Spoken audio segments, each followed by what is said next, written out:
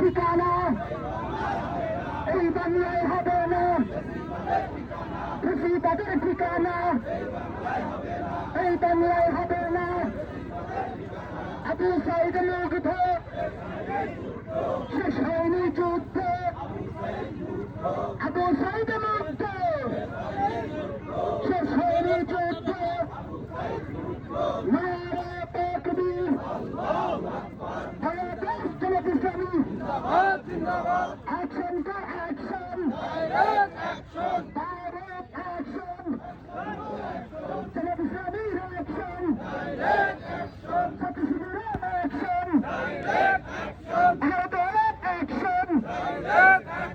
নারা তাকবীর, অবিলম্বে জুলাই সনদ বাস্তবায়ন করতে হবে, শহীদের দাবিতে আজকের এই সমাবেশে আমরা এই পর্যায়ে বক্তব্য রাখার জন্য আহ্বান করছে বাংলাদেশ জামাত ইসলামী বাগেরহাট জেলা শাখার শুরু কর্ম পরিষদ সদস্য, বাগেরহাট 2 আসন থেকে নবনির্বাচিত জাতীয় সংসদ সদস্য জননেতা শেখ মঞ্জুরুল হক রাহাত বক্তব্য রাখছেন।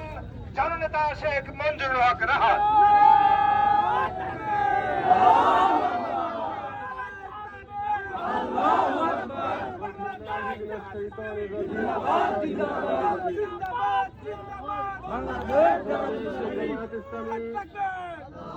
বাগেরহাট জেলা শাখার উদ্যোগে আয়োজিত কেন্দ্রীয় কর্মসূচির অংশ হিসেবে জুলাই গণ অভ্যুত্থানে খুনি ফ্যাসিস্ট স্বৈরাচারী শেখ হাসিনার বিচারের দাবিতে,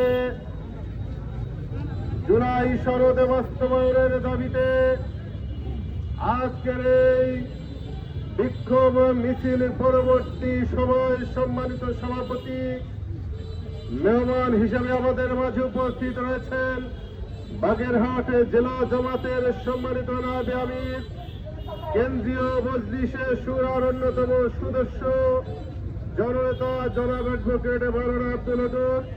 উপস্থিত আছেন জেলা জামাতের সম্মানিত সেক্রেটারি শেখ মোহাম্মদ ইউনুস আলী ভাই।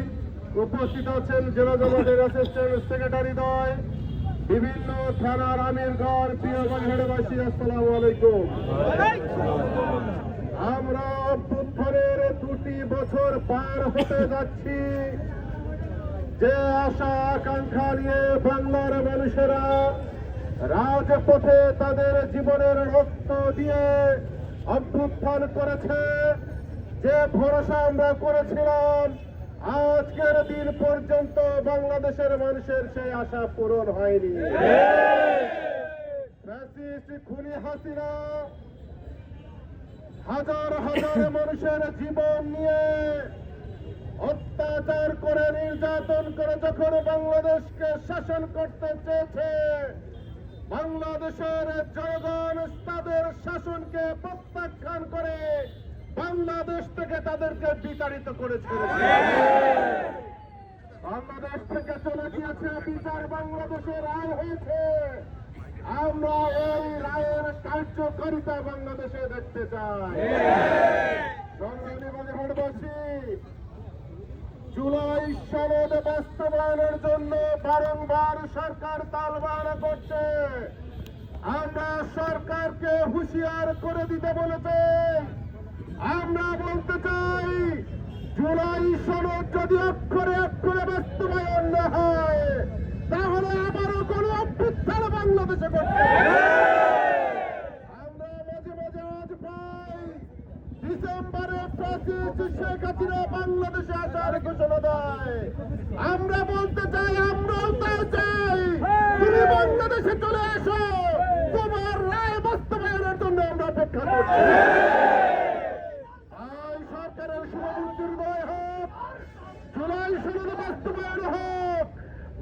বাংলাদেশের 18 কোটি মানুষের আশা আকাঙ্ক্ষা বাস্তবায়ন হোক, হাদি হত্যার বিচার হোক, শেখ হাসিনার ফাঁসি হোক, সেই আশা ব্যক্ত করেই সরকারকে আহ্বান জানিয়ে বক্তব্য শেষ করছি। বাংলাদেশে জিন্দাবাদ, বাংলাদেশে জামায়াত ইসলামী জিন্দাবাদ। ধন্যবাদ।